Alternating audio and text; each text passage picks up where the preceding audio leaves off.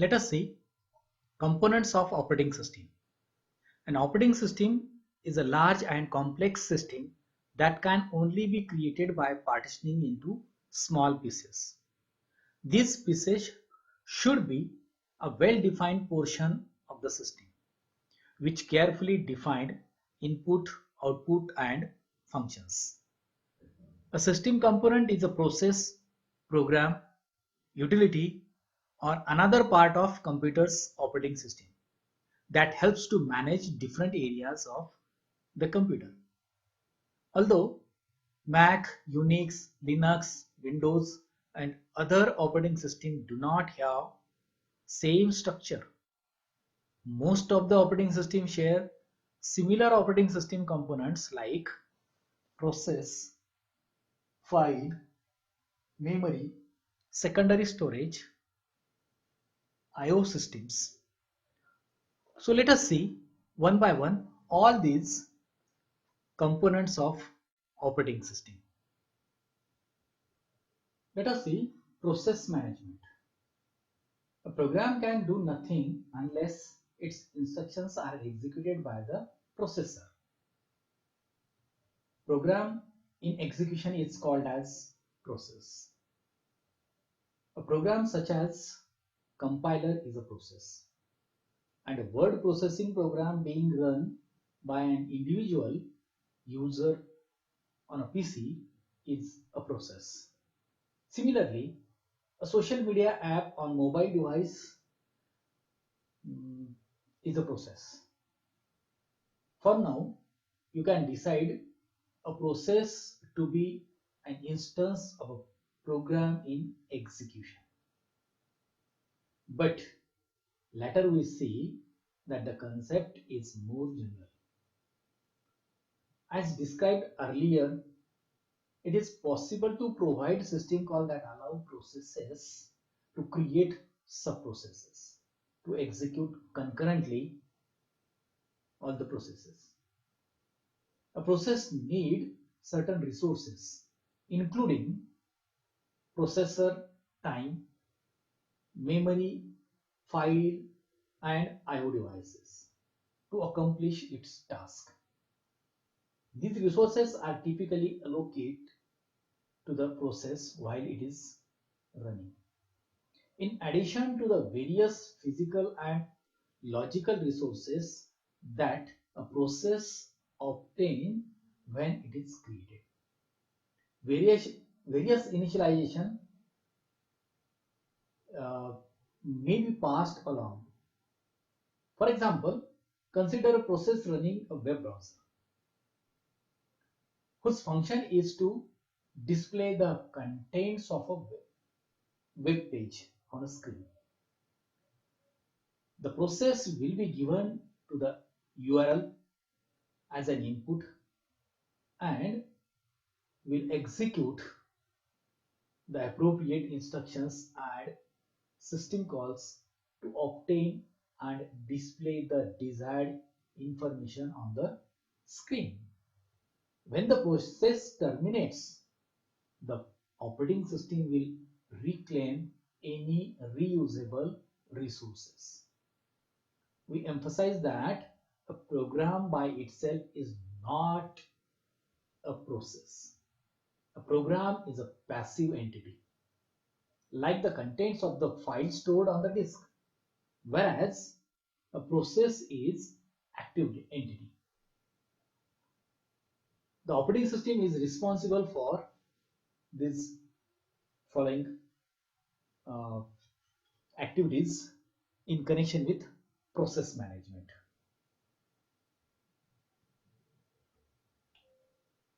Let us see this process creating and deleting both user and system processes. This is one of the responsibility of process management. Scheduling process and threads on the CPUs. What is thread? It is a lightweight process. So scheduling the processes, various processes are running in foreground as well as in background. So scheduling is most important. And threads Threads is nothing but a lightweight process. Suspending and resuming processes. So it can be suspend the process at any time and also resume the process at any time. Provides mechanism for process synchronization. It will provide the mechanism for process synchronization. Providing mechanism for process communication. This is another responsibility, or you can say that the function of process management. Let us see next is memory management. In memory management is a central to the operation of a modern computer system.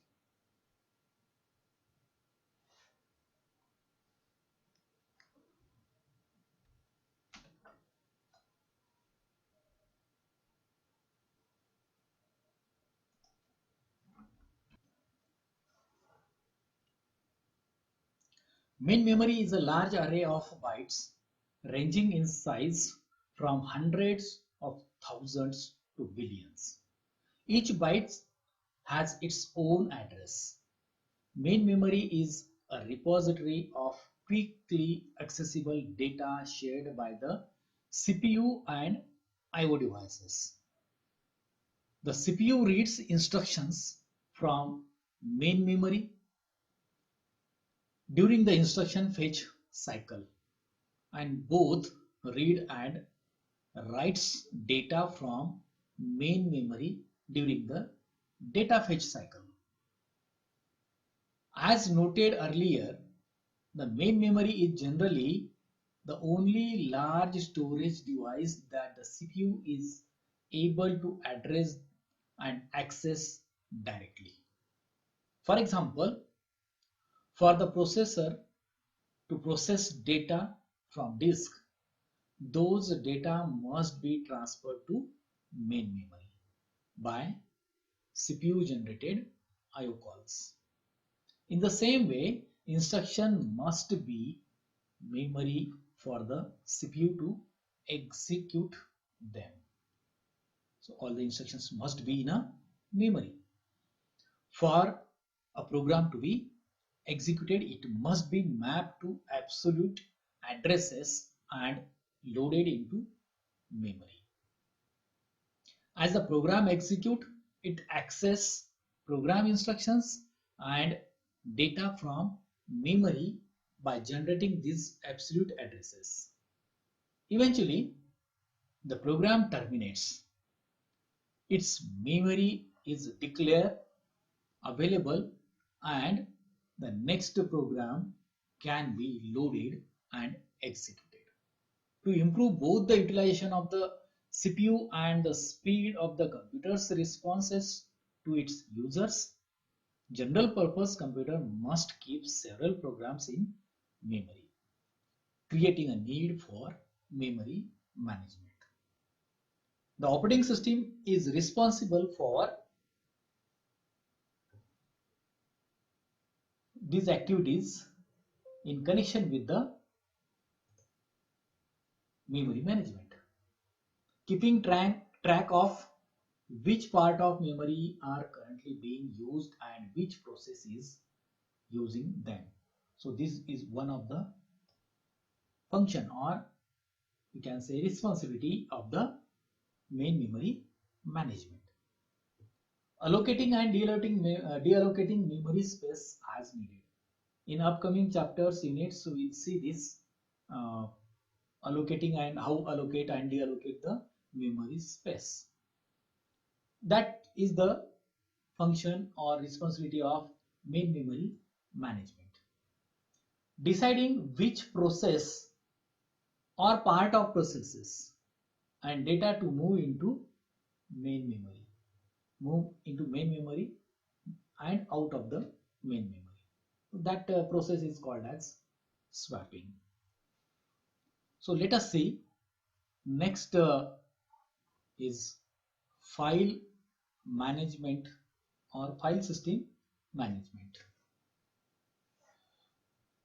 To make the system convenient for users, the operating system provides a uniform logical view of information storage. The operating system abstracts from the physical properties of its storage devices to define a logical storage unit that is called as file. The operating system maps files onto physical media and access these files via storage devices. File management is one of the most visible components of an operating system. Computers can store information on several different types of physical media.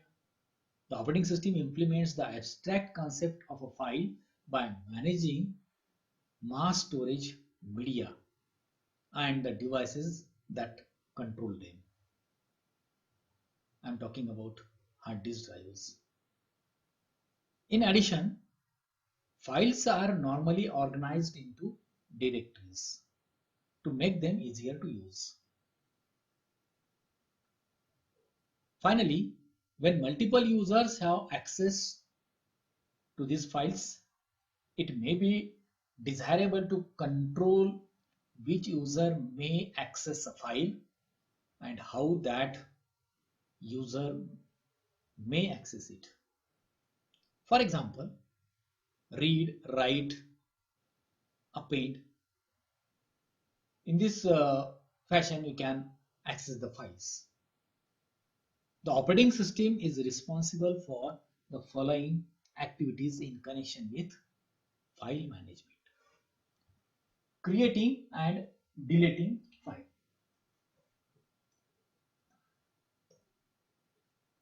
You can create whenever we require.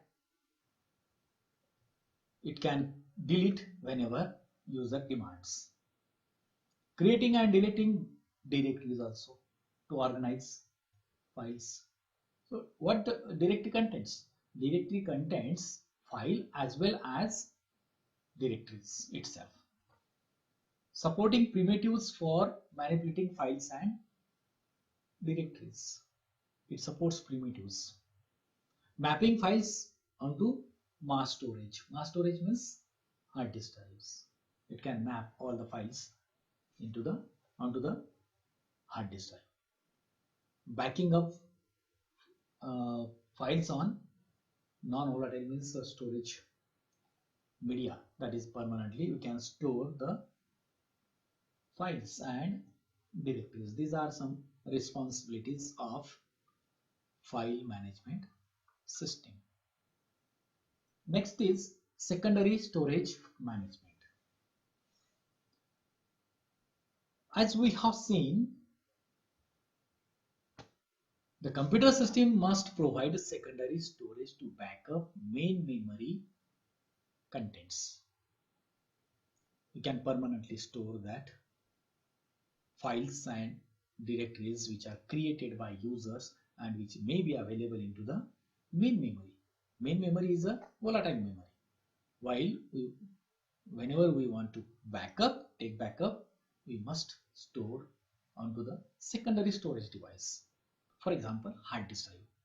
Most programs, including compilers, web browsers, word processors, and sometimes games, are stored on these devices until loaded into the memory. So very basic concept is there. Whenever you want to use these programs, these games, this word processor file, at that time you have to call these programs from secondary storage devices into the main memory. The programs then use the devices as both the source and destination of their processing. Hence, the proper management of secondary storage is of central importance to a computer system. So this is about mass storage or secondary storage management. What are the different responsibilities or The operating system is responsible for which following activities in connection with this secondary storage or mass storage management? Mounting and unmounting. You can mount and unmount the hard disk drives. Free space management. Again, we'll see this in upcoming chapters. That means in a fourth, maybe in a fourth unit, we'll see this free space management. What is free space management?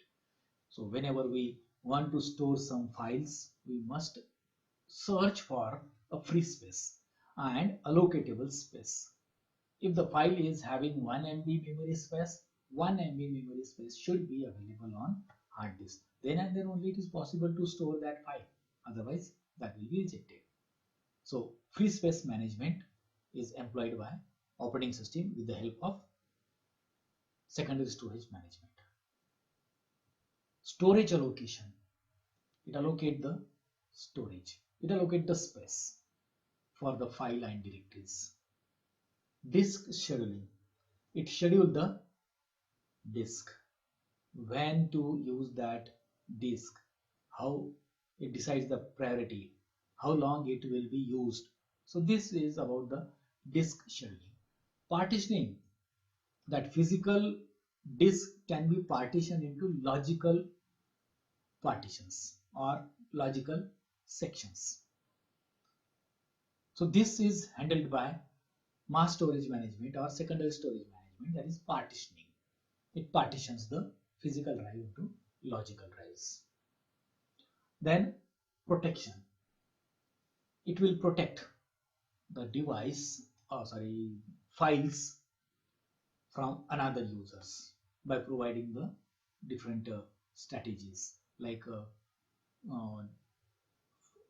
username with password and directories. We can put our task or job or files into the particular directories, and that can be hidden from other users.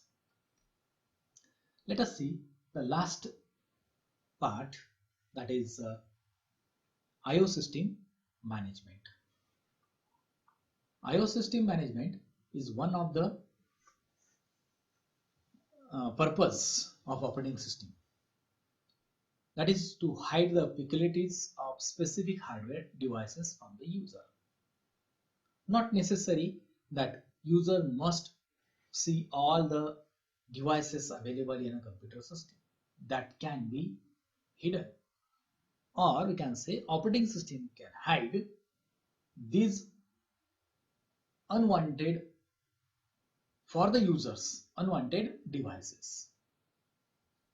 For example, in Unix, the peculiarities of IO devices are hidden from the bulk of the operating system itself by the IO subsystems. Let us see the different components. IO subsystem components. Main memory management component that include buffering, caching and spooling. A general device driver interface. It is not necessary for the user to see all these type of device driver interfaces. That is hidden from the user. So it is possible in IO system management. To whom the printer will be available, that is spooling. How much cache memory, when to use the buffer or the simple storage RAM area by the user, that can be the function of this IO device management. Drivers for specific hardware devices. Only the device driver knows the peculiarities of the specific device to which it is assigned. So there are so many device drivers are available. Not necessary that users can see each and every device driver,